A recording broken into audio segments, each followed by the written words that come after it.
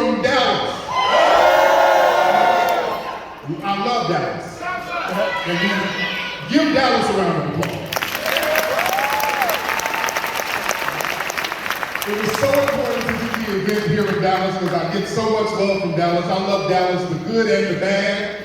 Man, Dallas, the business mindset is great. A lot of the FBA cultural identity is great here. And again, I like the good and the bad.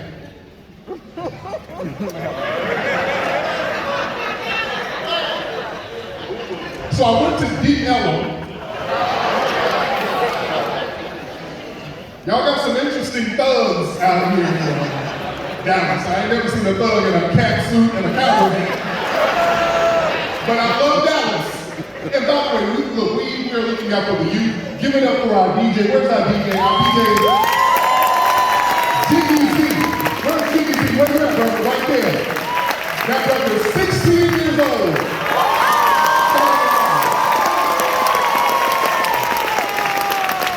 I said, brother, I know you're young, but don't be in here playing Glorilla all night. Don't play My Booty Hole Brown. And I said, look, we have an older crowd, so play some older stuff. And this brother started playing some Ray Charles. I said, we ain't down there. But he got it right, so give it up for his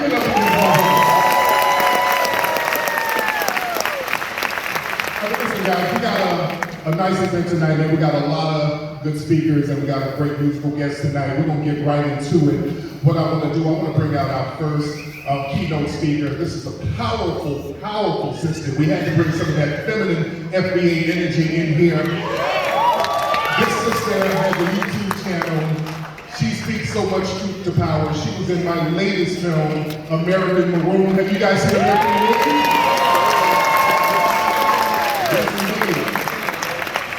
This sister right here, I love her to life. I want Dallas to give her a nice, warm Dallas round of applause. Give us a Fort Worth round of applause. Give us a Deep Ellum Trap House round of applause. For Sister Vicky Dillon.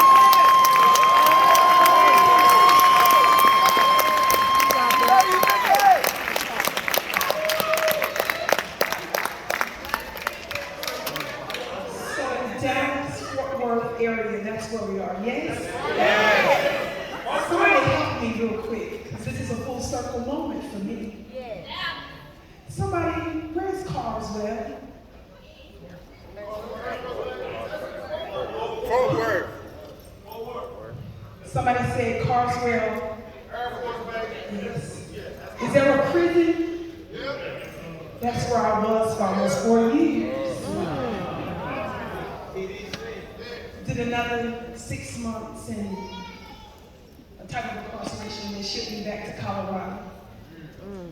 This is a full circle moment for me, and I haven't been back to Dallas, Fort Worth area since.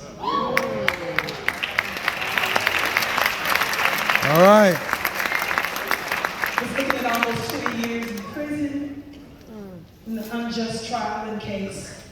And the judge said to me that she was going to have mercy on me and just give me 5.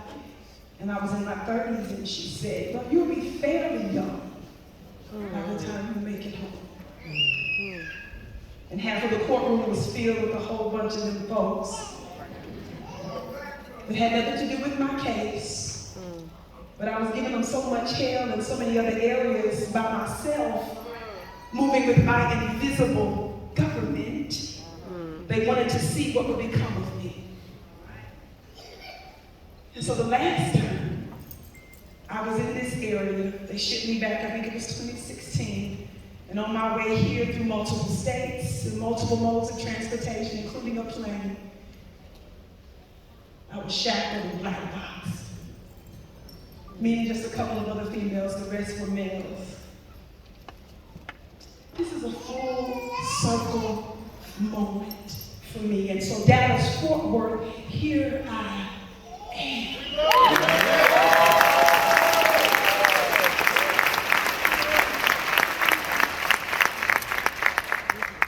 I want to say that I have become really good, a master at being the underdog.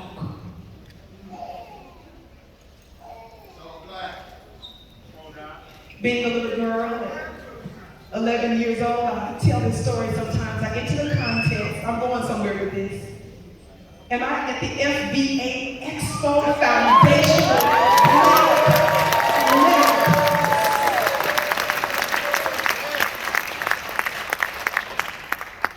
I entered the contest at 11 years old. I entered the Vicky show. And my family didn't have a camera, so my mom asked the pastor in Meridian, Mississippi, Reverend Eddie B. Cry, he's gone now, of New Prospect Missionary Baptist Church on a Wednesday night prayer meeting. Could you please film my baby because she wants to enter this contest for the Vicky show? And my grandfather was my guest. And I won honorable mention and a trip to Subway and the museum. And then Mom worked for the city. And so I told her I was writing a movie. And so she would bring me, how many of y'all remember that long green and white paper with the perforated sides? How many of y'all remember the old computer paper? Come on now, 44. How many of y'all remember that? Mom would bring me some of the leftover paper from the city, and she told me to write my movie. My movie was called Off Drugs. And then as I was writing, she said, well, I think you need to write the mayor. And the mayor at the time of Meridian was Jimmy Kim. And so I'm a girl, I'm a child in elementary school, and she tells me you need to write the mayor about your movie, your film. And so sometime later, Jimmy Kim wrote me back congratulating me on my upcoming film. She planted a seed in me as a girl that my words and my thoughts were important. And she didn't try to make me into something else. She nurtured what she saw, and she normalized me dealing with politics. You understand? I want to say to you, foundational Black American family, turn your houses into headquarters. You know they call marriage, we were used to call marriage an institution, yes? We need to get back to those terms. And why am I saying this to you now? And somebody said, talk back to me. A brother asked me behind stage. He said, did you bring the gavel? No, I didn't bring it, baby. But we are the hammer because a hammer is a force amplifier. And it is a symbol that's often associated with our politicians and lawmakers, yes. But I wanted you to know that your word matters. Turn your house into headquarters. Now, why am I saying all this?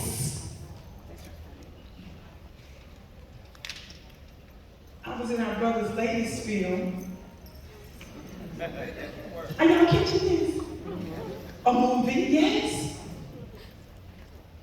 I have the Vicky show on alternative media. Are y'all here with me? And it all started because my mother made me feel like what I said mattered as a child then. It wasn't just waiting to be a part of an establishment or a system, and that's why we're here.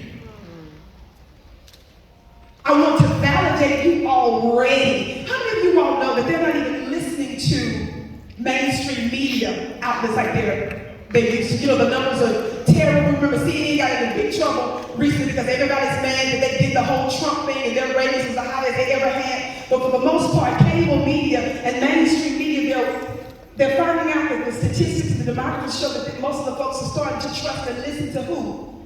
Black people.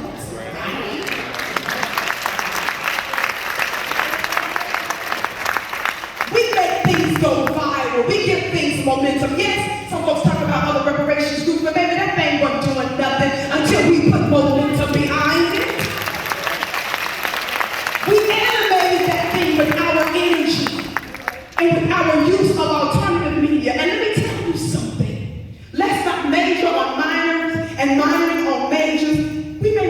on everything. Yes, family, but be careful when you see somebody like our brother putting stuff like this together, building institutions and letting us know that we can do big things.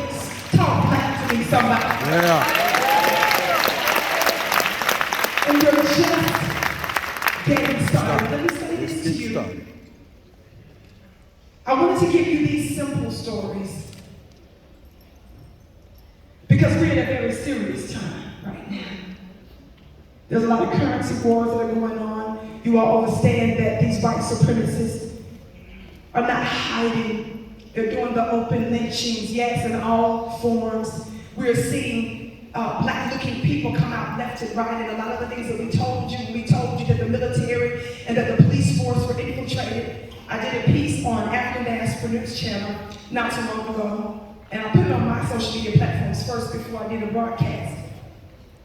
An Israeli consul, some time back, in a private meeting that she wasn't expected, that she was being filmed in, she said, an Israeli consul, think about that. She said, the Black American youth are the threat. Did y'all see that broadcast that I did somewhere? Did y'all hear what I just said? How many of you all remember the Iran-Contra conflict? That's involving two different nations, yes? Yeah. The Sandinistas with what? Who? Nicaragua. And then Iran. Did you know that they was playing us like that? And that it was interrelated to us, that we are geopolitics, that we're international, whether you know it or not. They fear us. And Minister Farrakhan said some time back that a good man, a good woman is known not just by their friends, but their enemies. We must understand our value and hold the line. Let me say this because I do spiritual courses, by the way. If you want to join clubvicky.com, I'm just reestablishing, rebranding our spiritual school. But let me tell you something.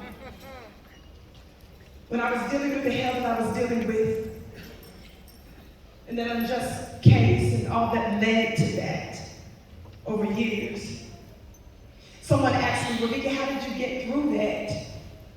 Because I was getting it from Wall Street high-level officials and not only feds, but other high-level officials. Most of my discovery was just 50-some thousand pages. Some of it was sloppily redacted, and the judge to this day refused to have the government to actually turn over other documents. I still don't have a lot of the documents for which I was convicted in that almost 2-week trial.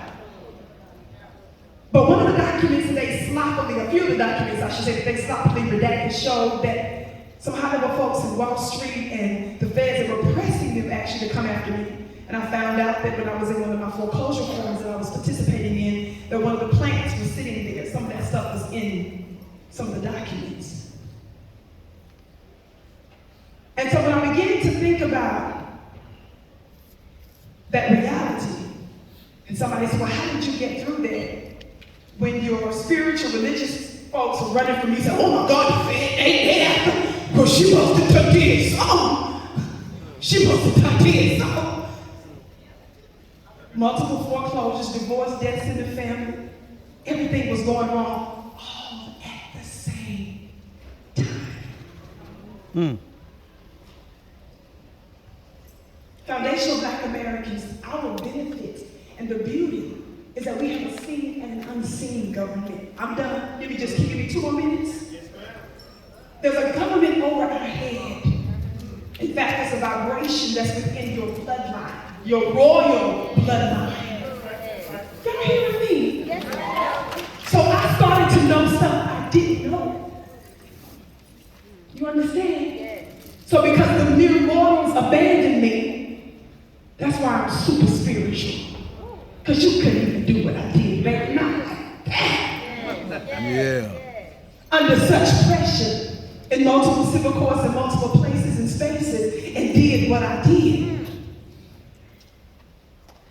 I want us to remember that some of the stuff that we're seeing leaked through, how many of you all been seeing stuff now where some of the police officers been talking about that purge recently in one of the states?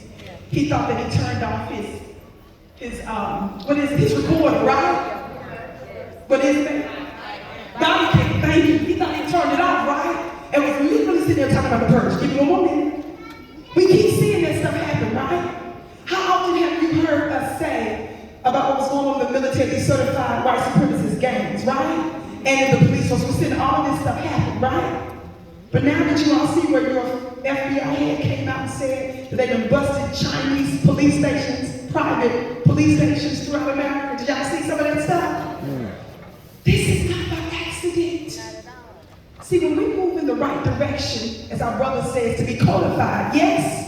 Yeah. Instead of focusing on whether or not we're powerful enough or they have more than we have, just get moving and hold the line. And then that government that you can't see with your natural eyes will begin to work with you. They're working and they're causing them to snitch on themselves. It's not by accident. And I'm going to say this about reparations real quick, and I'm going to promise.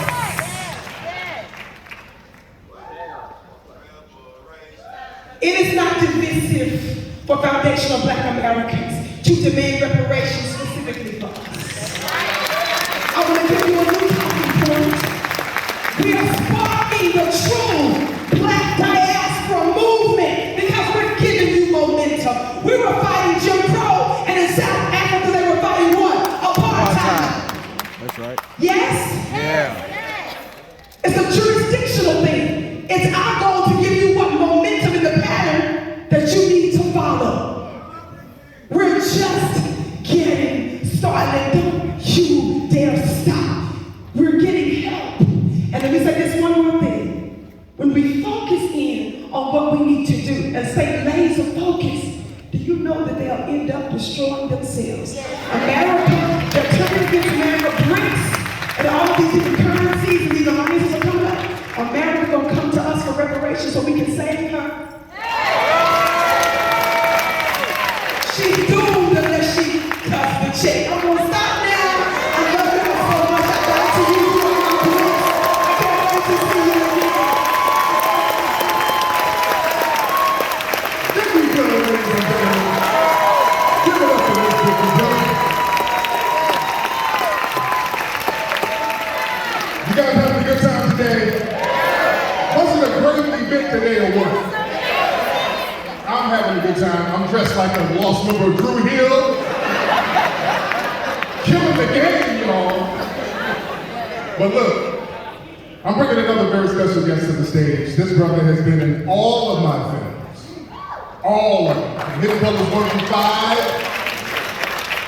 Who hasn't seen Hidden Colors? Anybody who has not seen Hidden Colors, raise your hand. So all y'all saw it. Good, good. The Lion. Bootlegging my movies out here in Dallas. But listen, we got a good brother coming to the stage, man, from the Bronx, New York. Our good brother. Give him a nice, warm round of applause for Dr. Kaba Holiday.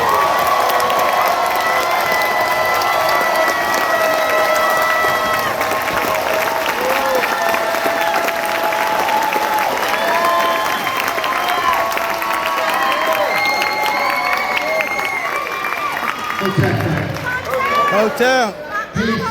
Peace. Assalamu alaikum. Oh yeah. Islam. That's what the Moors say. Shalom. Shalom. They're all African, so it don't make a difference.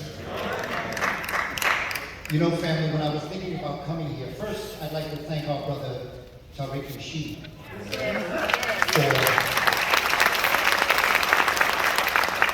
making something like this happen. I'd like to thank his crew, his staff, those that work with him. Because it's the people that work with you that make a lot of the things happen. Right. And so I want to just give them a round of applause also. For all the great work that they do. And family, I'd like to thank each and every one of you. Because one of the things I've learned is I've matured in my life. And I say this all the time. I said it in the impromptu presentation that I thought was supposed to be a meet and greet. But I've never met a microphone that I didn't like when it's time to teach something. Every moment for me is a teaching moment. I was born to be a teacher. I feel it. It's part of the atoms in my body. It's just part of it. because I realized that having experienced so many great teachers, such as the one that I consider to be my teacher, Professor John Henry Clark,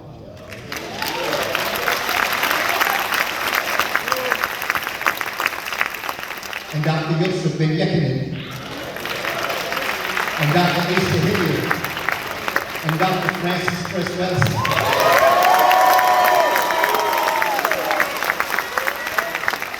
Dr. Sharchi McIntyre. These are names that you may not know, but these are names that have shaped our future. And they have assisted us. And when I was with Professor Clark, I once told him, I said, you know, Dr. Clark, I could never repay you for all that you've done for me. He said, Booker T, you're right. You ain't got that much money. But what you can do, if you really want to pay me back, is to do for others what I've done for you. And so one of the things that stands out about my ability to speak with you today is that this is my opportunity to thank Dr. Clark for all that he did for me in every phase of my life. He was able to intercept me. I had wonderful parents. My mother, my father stayed together until death did them part. I grew up in a household where my father was my father and my mother was my mother. I grew up in a project.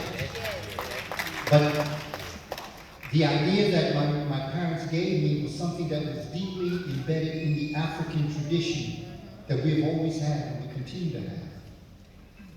Our challenges, as I see them, is the one thing that, when I began by telling you that the most precious thing you have, there are certain things I'd like you to walk away this evening from what I'm going to say. The most precious thing you have is time. And as you mature, you begin to realize how valuable time is. And when you're young, a lot of times you focus on things and you get caught up in things that are really not important. But in your youthfulness, to you, it's important, and I understand and respect that. But time is the most precious thing you have, so I thank each and every one of you for coming this evening and today to be here. Because you are giving to us your most precious, which is your time. We love you. And we love you.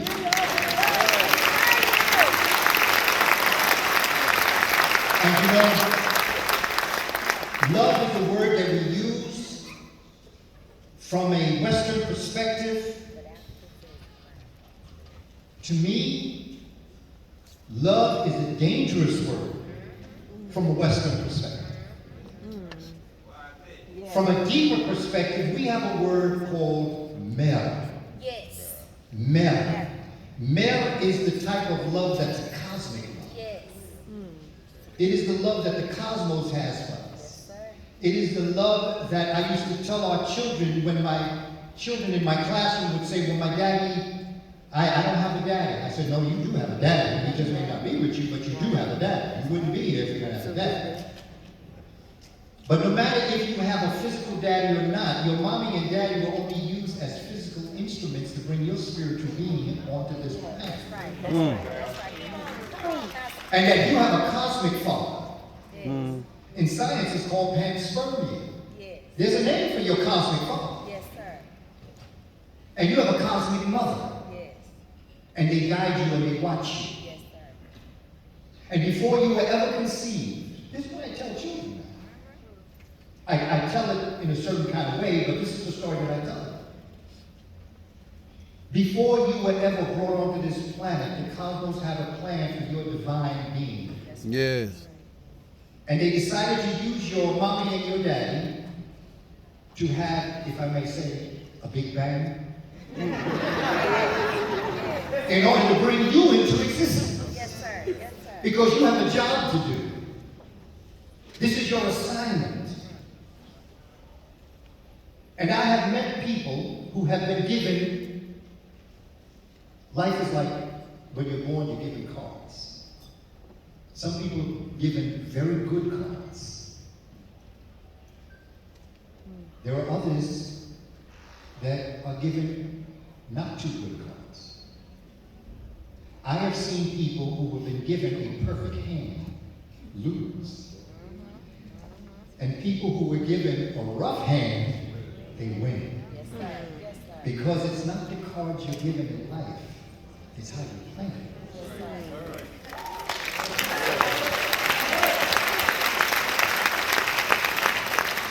And there is such a complete, supreme love I have for our people, because I don't know if we realize how great thou art. Yes, yes, yes. I don't know if we really realize this. Because if we really realize this, we would get up out of these chairs after all is said and done and get out here and do something for the children that are going to be born in the year 2123. I have 100-year plan. Not for this generation, not for the next generation. I want to know, where will our children be in the year 2123? How will they call our name? What will they say about us? What will they say we did? And makes me no difference what station in life you are. Whatever you do, wherever you are, stewardess or steward on an airline, post office worker, nurse, doctor, it makes me no difference. The question is, what are we going to do now that we know how great we are? What are we going to do? That's the question. When our sister Vicki Dillard was talking about home and family, we have to make our homes a safe haven. Yes, yes. We have to make our homes a safe place for our children. We as teachers have to make the classroom a safe place where children can come and learn. Yes, sir. I use the acronym OPNX. Opportunities for learning, environment for growth, and experiences in the individual and social settings. OPNX.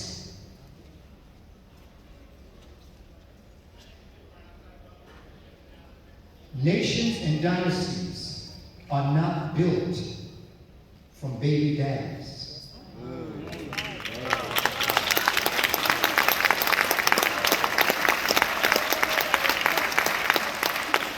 Family, there are things we have to talk about.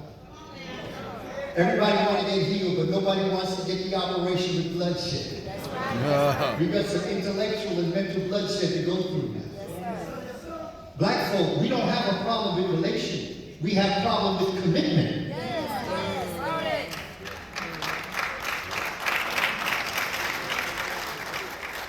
When I was young, doing my thing, I was walking around with shopping bags, Mad Hatter, Shirt King. Okay? Got married, had children. Babies are us. Toys are us. Those are my shopping bags. I changed the way in which I spoke from I, me, and mine to us, ours, and we. It's a different way of looking at things. This is what our ancestors built the pyramids on. This is what they built the temples on. This is who we are. This is who we have the potential to be. This is the lives we lived before we were so rudely and crudely interrupted by a people who knew not to create. They did not live by the laws of Ma'at. Truth, justice, balance, harmony, order, arrangement, morality, and reciprocity. Reciprocity is my favorite characteristic. That's mine too. Because reciprocity is something that we would all stop and wonder and think before we act. Yes, sir. Reciprocity said, you shall reap what you sow. Yes, sir. Yes, sir. What go around, Come around. y'all know. Yes, sir. Yes, sir. You will get what you. Yes, yes. Would we do the things we do if we really thought that things would come back sevenfold on us? No. If you did a kind thing, that kind would come come back to you sevenfold. If you did something that was not good, it would come back on you sevenfold. Would you do it? Well, if you did, you'd have to be insane. And that's a whole other story altogether. Family, we are phenomenal people. And as I finish up, I just want us to understand the world that we're living in. Prophets are not psychics. They're just good historians. Because when you know what happened in the past, you can interpret what's happening in the present, and you can predict what's about to happen in the future. Family, the Indo-European ethnic stock, because they're not a race. There's only one race on the planet. And that race was conceived, born, nurtured, sustained, educated, civilized, technologized, became geniuses in Africa. And when they got their show together, then they took it on the road. And they peopled the planet. And for thousands of years, the only human beings on the planet were the people we call the Twa and Buti Khoisan people of Central and Southern Africa. That's science. The bones talk. All around the world. A group of us left and got up into a northern climate, and because of the climate, we depigmented ourselves. The hair texture changed, the morphology changed, the limb length changed, and we morphed into who we today call Indo-Europeans. It's science, it's not personal.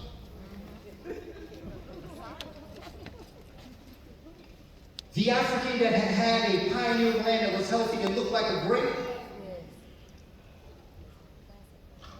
in the cold it became freeze-dried. And it got calcified. And it lost its basic spiritual systems. Yes, sir. About 2000 BC, about 4,000 years ago, these Africans who morphed into Indo-Europeans came back down south and waged war on their brothers and sisters. And in so doing, in waging war on their brothers and sisters, they created a system that was born to die. And every time they gave birth to it, it began to tick its life, and then it died. Evidence, history, is not personal. This is history. The first real incursion on the African community happened through the Persians, Indo-Europeans from Iran, with Cambyses, came in 525 BC, overran the Kush Kemet dynasty in Egypt, or Kemet, and they ruled from 525 until approximately 332 BC. They brought nothing with them. They tried to attach themselves to the culture, couldn't get it. And by 332, the Greeks came in, who really aren't Greeks, because Greek didn't exist at that time. They were Macedonians, but they really didn't exist at this time. They were nothing but a bunch of little nation states that were battling amongst each other. They came down and they beat the Indo-Europeans, the Persians, in 332. So the Persian Empire only lasted about 181 years. By 30 BC, the Romans are coming in and they're taking over the Greeks. That's only a little over 330 years. And then in 426, the end of the Roman Empire, although I would take it back a little bit further, but I'll give them a little time. By 426 BC, the Roman Empire fell. That's a little over, 456 years. And they lasted long, family. The first through sixth dynasty of Kemet lasted over 2,200 years. We had dynasties that lasted for centuries and only fell because another nation came in and brought something better in. And it built from that. Ghana, Mali, Songhai. This is who we are. We are a great people. We We are the foundations of the world.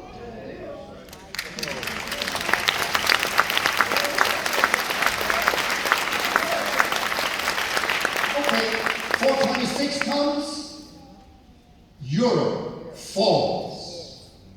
They call it the Dark Ages. I call it the White Ages, but that's beside it. It wasn't until 7/11 that another group of Africans go in and save their poor behinds again. And the first thing that the Africans brought in was they said, yo, y'all need some soap up in here.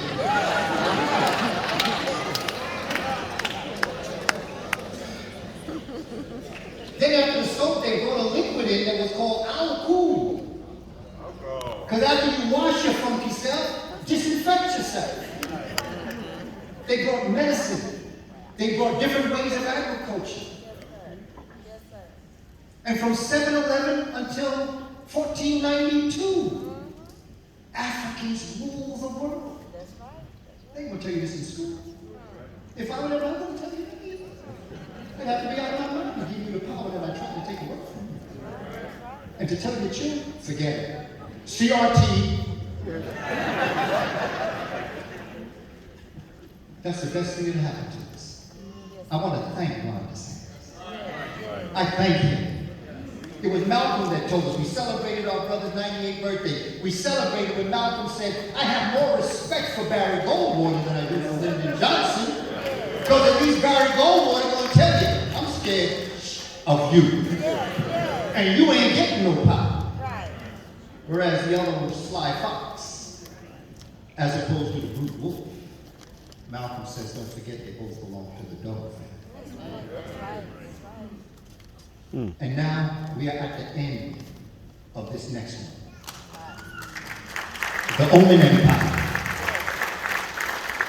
This is falling, family. Their economic system is falling, their spiritual system is falling. They're fighting amongst themselves. This is the William syndrome. Yeah. In another way. Oh, yeah. Don't get in the way.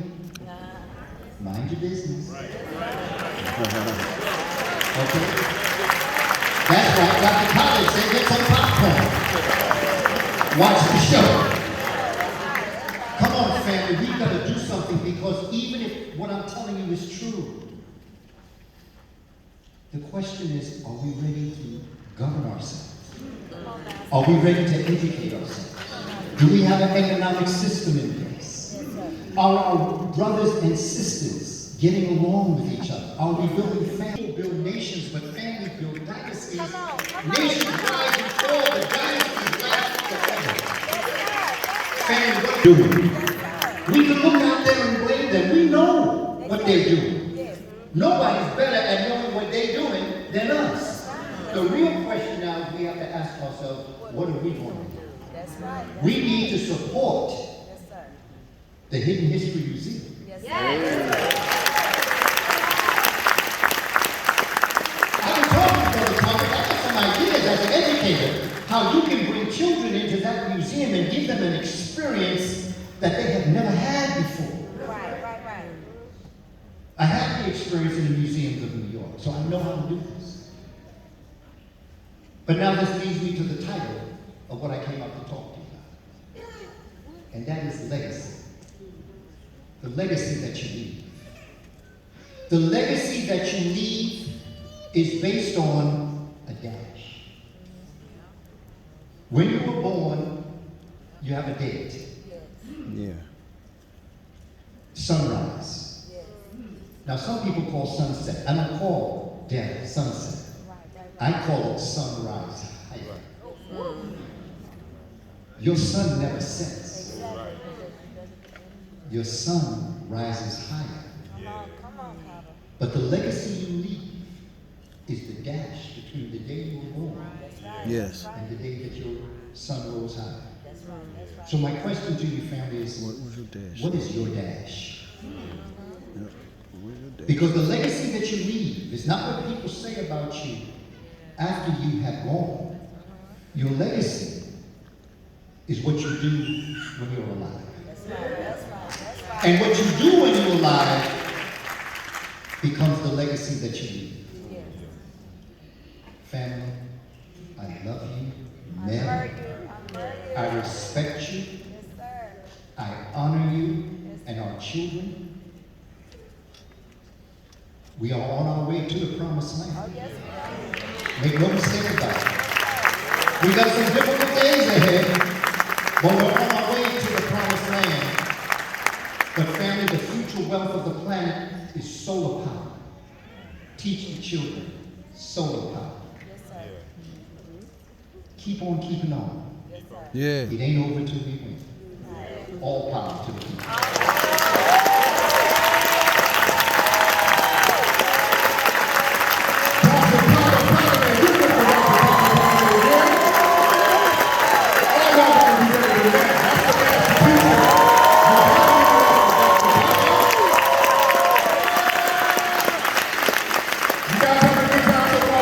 We're going to take a musical intermission right now.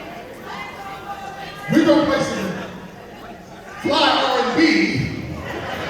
We got another rated R&B artist, man, one of my favorite artists, who's going to do her thing, ladies and gentlemen. I'm from Dallas and Fort Worth and Denton and Deep Ellum. I want all of you to give a warm welcome to our sister,